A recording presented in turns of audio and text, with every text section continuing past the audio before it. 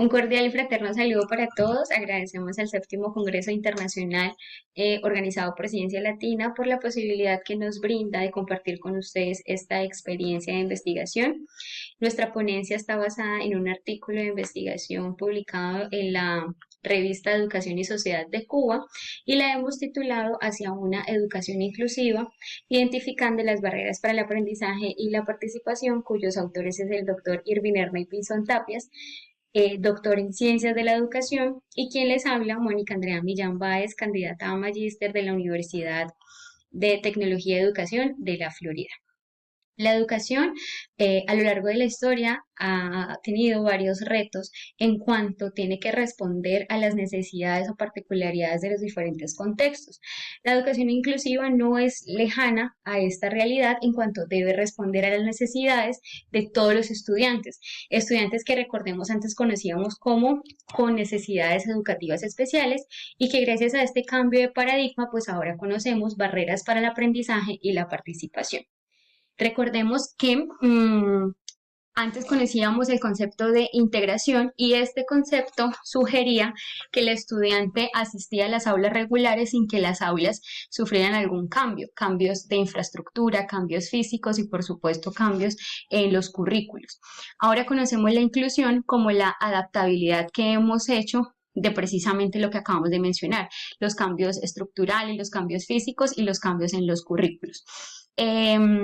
Debemos pensar la educación inclusiva, no como un privilegio, un regalo o un favor, sino como un derecho que tienen los estudiantes a sentirse valorados, comprendidos y respetados, derecho que tienen los estudiantes a ser parte del sistema educativo.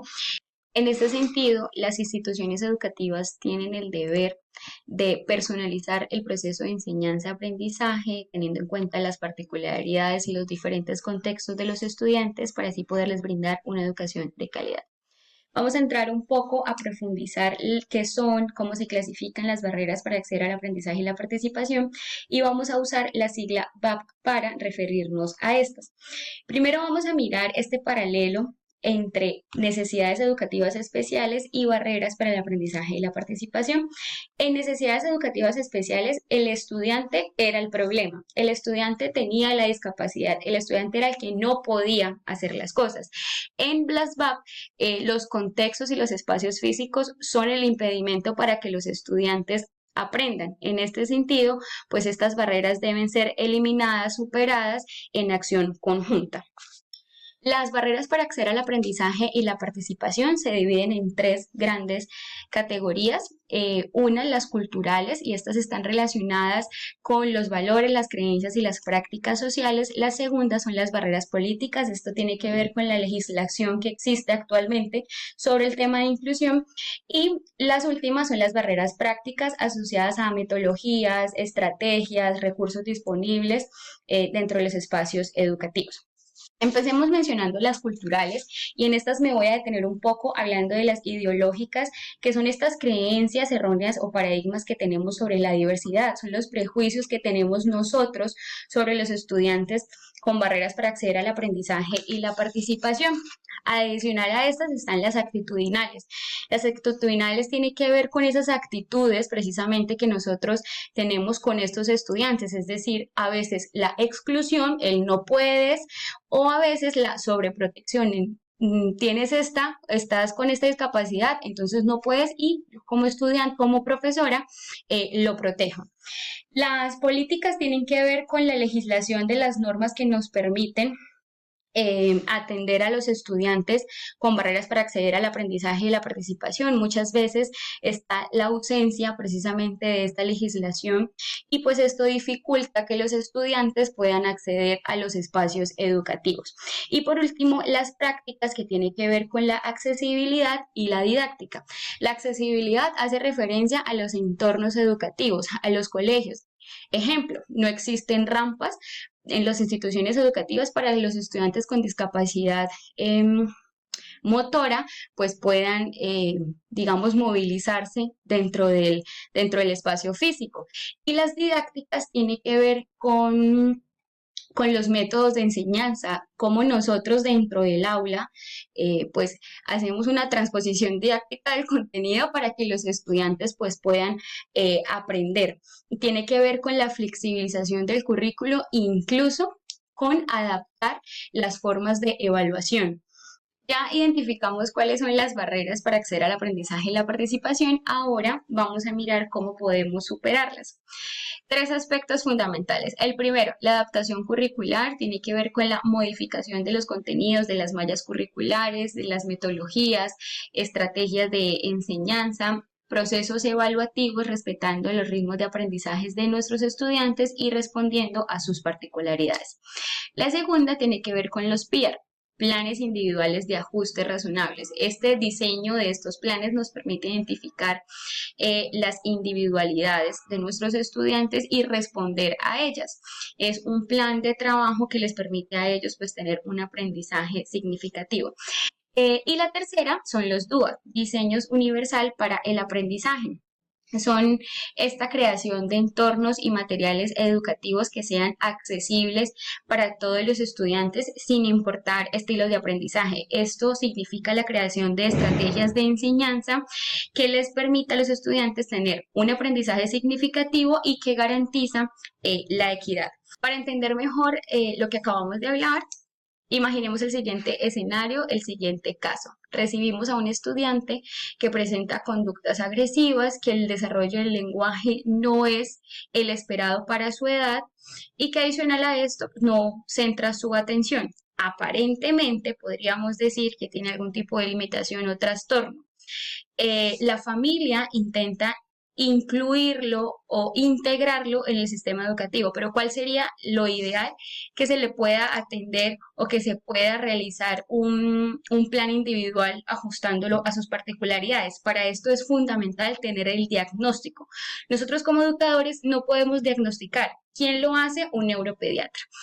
Ellos son los que nos van a dar la ruta de acción para nosotros saber qué hacer en el aula, para con base en eso desarrollar este plan y así poderle brindar una educación a este estudiante.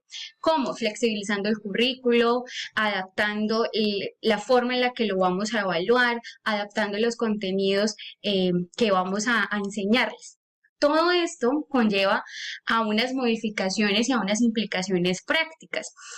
Uno, la formación docente. Es importantísimo, indispensable que nosotros los docentes estemos capacitados, que comprendamos, que estemos conceptualizados de las diferentes barreras que existen y cómo podemos abordarlas. Es importantísimo que los instituciones educativas nos brinden esta capacitación, estos espacios en donde nosotros no solamente conozcamos lo teórico, sino llevemos esto teórico a nuestra práctica en el aula. Dos, los comités institucionales. Es importante sentarnos a hablar de las situaciones particulares que tenemos en las instituciones educativas, comités que se encarguen de la planificación y de la implementación de estos planes individuales y de los DUA, por supuesto. Y la tercera, la educación inclusiva, flexibilizar el currículo, tener en cuenta los ritmos de aprendizaje, evaluar de diversas formas. Normalmente estamos acostumbrados a evaluar en papel y hoja, pero es importante